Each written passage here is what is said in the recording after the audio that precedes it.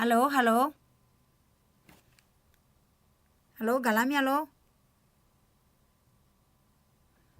ตั้งค่าที่ถางง่ายอย่างนี้เด้อฮะฮัลโหล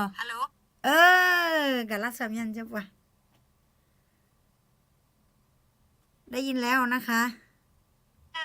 กะลาสามยันจะปะย้อนนั้นล้วนต่อชอพูมาโอ้เทซ่าผมแบอาจิยาสุสามีเราได้ยินแล้วค่ะขอบคุณมากเลยนะคะขอบคุณมากเลยโอ้ราคาเชญาได้ยินแล้วครับขอบคุณมากค่ะสลาดอชอพูมาได้อยู่นะหลวงลอยข้างพอจดในฮอลเวอร์อยู่นะหลวงดอชอพูมาราคาเชมียยุ่งจีอดีมาเนี่ยจื้อเล่าหรออร่อยอย่างนี้เดียว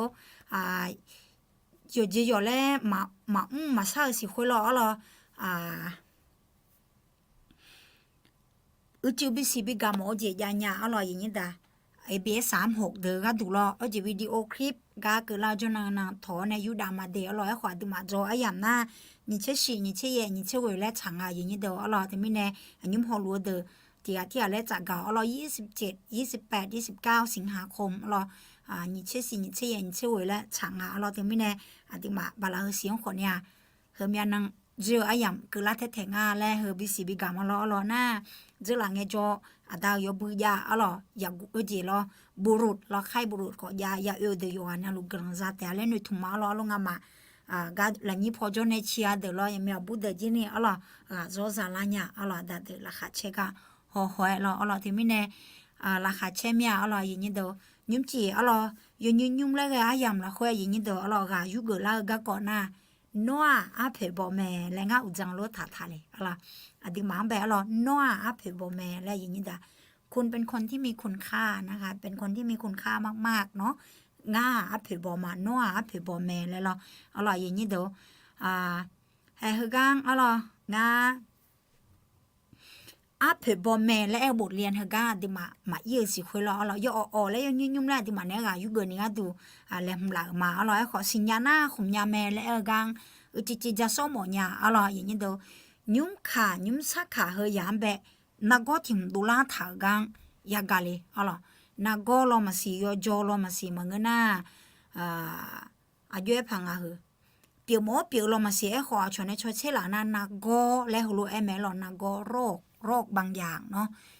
มาไม่น่าอดีมาก็ดูโยชิงาเลยอาหูพันเนี่ยยาละ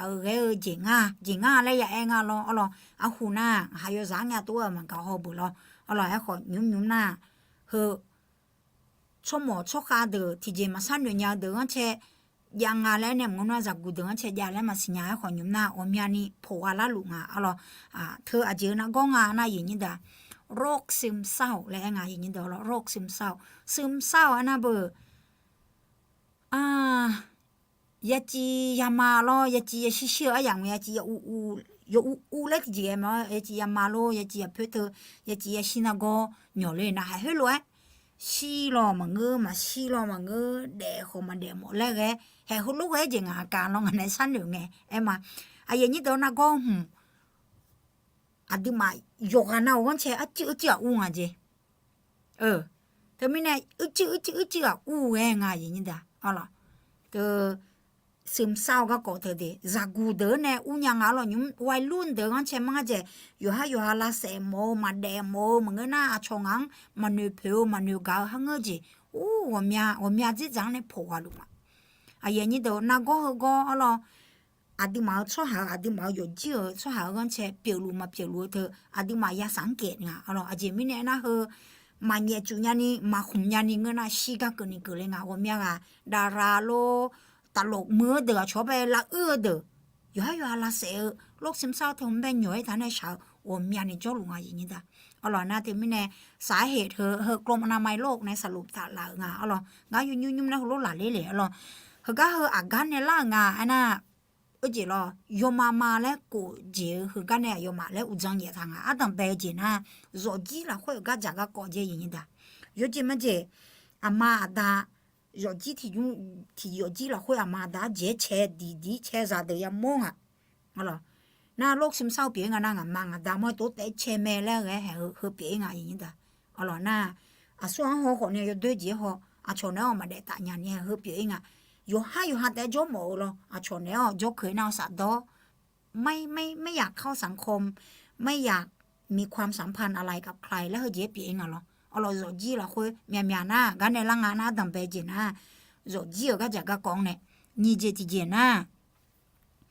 จอลออย่างนี้เด้อจอลอเฮจอพายเถียมกันจอเถียมก็จอแล้วจอดูเฮยิพายชังมาเสียละว่าบัดดามิเนี่ยเราสมบูรณ์จอเธอจีสมบูรณ์จอจากเธอจีนี่แต่เมื่อที่โรงเรียนโรงเรียนมามือหน้าโรงเรียนผ้าโรงเรียนมามือหน้าโรงเรียนผ้าเฮจีนี่ยอมือมาเงยอย่างนี้เด้อเฮบัดดามิเนี่ยขบอยู่ละสมเจที่เจนะที่เจพาก็จากก็คนเนี่ยตุ่มเลยช่วยตัวเรายิ่งมันเจโลที่ก็โลจีอีกันเนี่ยบิเชื่อข้าเลยโลมันก็น่ะอยู่หาเจกันเนี่ยบิเบียเจโลมันก็น่ะเชื่อเจยาเจเอาเลย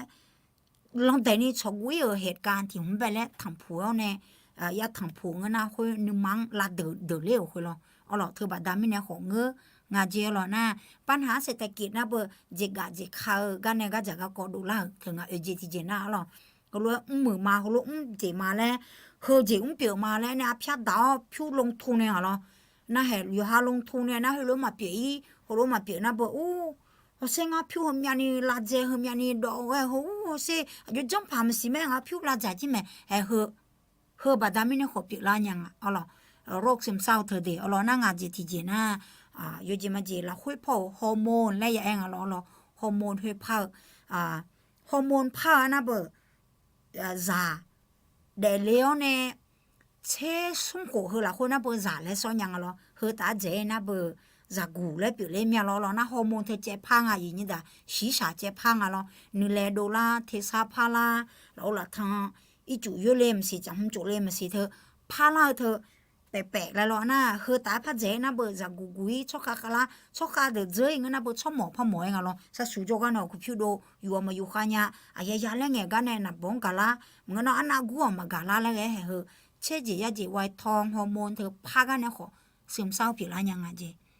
ไอ้อย่างนี้เด้องาก็ที่ก็ไม่เด้อก็ที่ก็นะความเครียดแรงอ่ะความเครียดนะเบอเงี้ยสูบจีเนี่ยหรออ่ะเงี้ยสูบจีเนี่ยอ่ะเกิดจะจางเงี้ยสูละเกิดจะจางเงี้ยสูละนอละขั้วจีเงี้ยสูละงาละขั้วจีเงี้ยสูละเธอมาพาไอ้ยังอ่ะ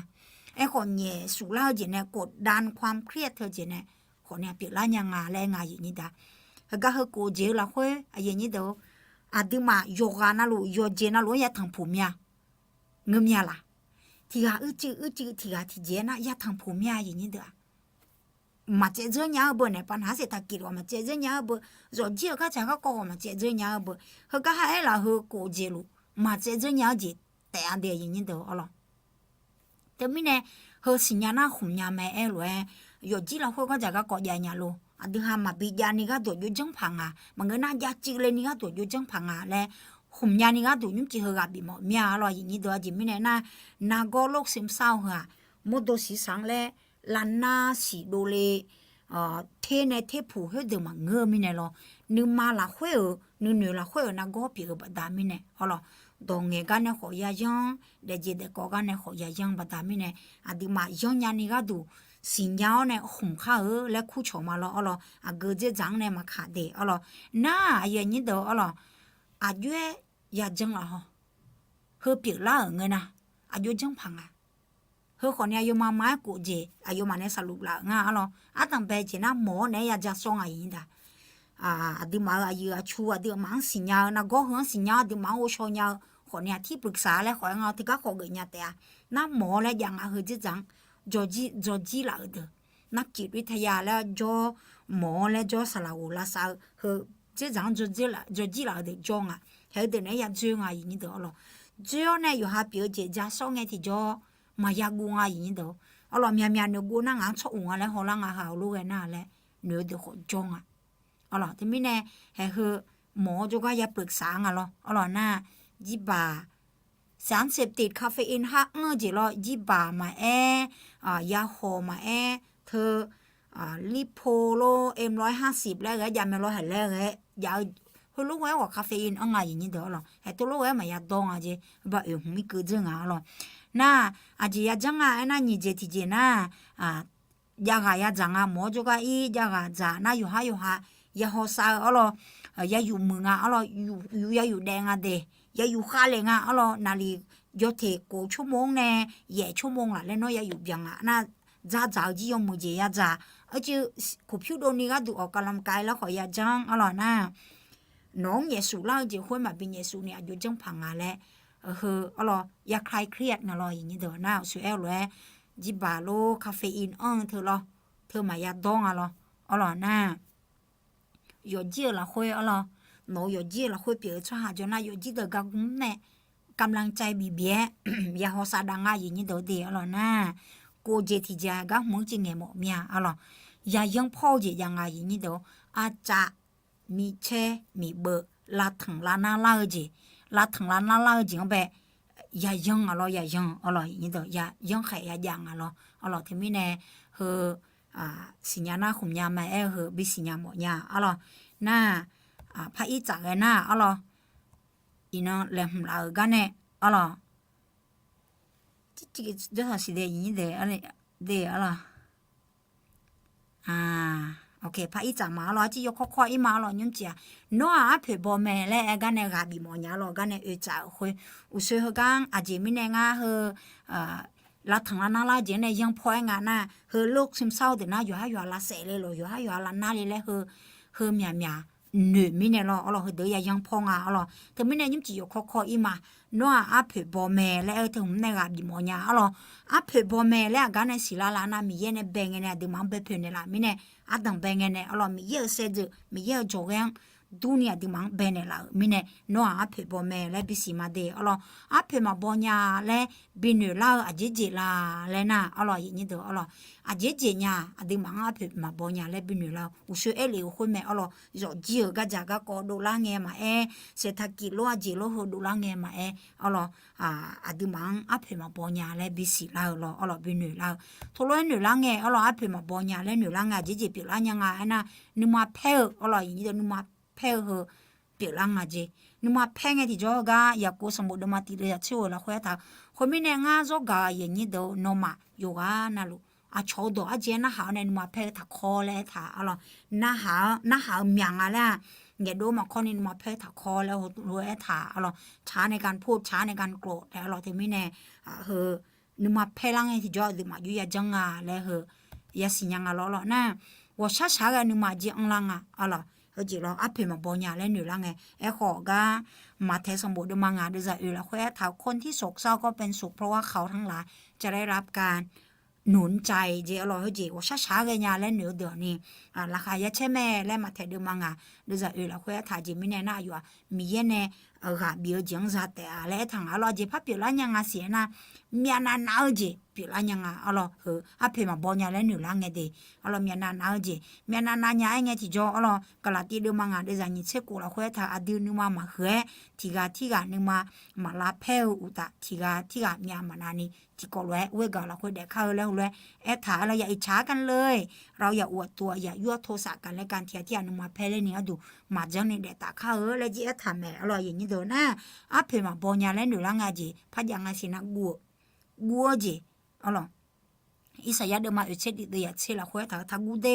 งาโนเนโจมากาทาบางาโนมีเปียวงาน้องชอบาลุมาและทำแม่อร่อยอย่างนี้เด้ออดีมาอาจิมิเนยุคมางาน่ะอร่อยแหกังจิงาอย่างนี้เด้อแบตเตอรี่จิงาแบตเตอรี่จีงาเดอร่อยมาไม่เนาะจีมีมาเชลมละมาอร่อยน่ะสายชาร์จนิมปูมยังกะยาองอร่อยคนเนี่ยอย่างนี้เดี๋ยวนัวอัพเพบอแม่เลยอัพเพมาบอญาและหนูละไงอาจจะเจ็บอยู่ละงาและน่าซื้อเลยเลยนึกมาเพลว่าช้าน่าอยู่หาแต่จออร่อยน่ากัวจีของอร่อยน่าก็ขนมจีของอร่อยน่าที่เจ๊ขังทะลังและทางอย่างนี้เดี๋ยวอร่อยที่เจ๊ขังทะลังข้าย้ายเจตัวตลมียังอันเนาะมียังทางเช่าและทางเราที่ไม่เนี่ยอดีมังเราลูบีหมอเมียนัวอัพเพบอแม่แล้วเราอดีอยู่กันนะลูอัพเพบอมามีเนี่ยเบนเนี่ยเราอัพเพอดีมาเราคุยอุลุมาแล้วเราที่ไม่เนี่ยอยู่กันนะลูเฮนานี่ก็อยู่กับมาเรานี่เจียมนะคุยอย่างนี้เด้อเอาเจแบบจีกลังเราที่ไม่เนี่ยอดีมาเนี่ยอยู่ข้อไม้อุเลยก็อยู่กับเนี่ยยาหัวงาเดียยุ่งเจียเรานาตาจอพัจมาอะไรอย่างนี้เด้ออะไร我ช้า个啷个嘛我就要么个嘛你嘛陪啷个嘛那มีอันนั้นเอาจีอย่าลังเงมาเราอาการเนี่ยลังน่ะอดีมาอยู่ให้อยู่อาเผื่อมาบอญาเลยกันเนี่ยลังอาเผื่อจีไม่เนี่ยมาบอญาแล้วพันเดือลังน่ะอุศเลยจอจีก็จะก็คือว่ามีอาจียามเศรษฐกิจโลมาเงินน่ะโนก็จะก็อยากทำผู้ก็เนี่ยเรายมมือจีมายาอย่างนี้เด้อเราที่ไม่เนี่ยยมมือจีโดลานี่ก็ดูอดีมาเยี่ยงคุยราคาสิญญาเนี่ยขมยาค่าและคู่ชงมาที่ไม่เนี่ยนี่จียามนะคุยอดีมาเนี่ยหวยมาอย่างนี้เด้อมีบุษาลัวอย่างนี้เด้อ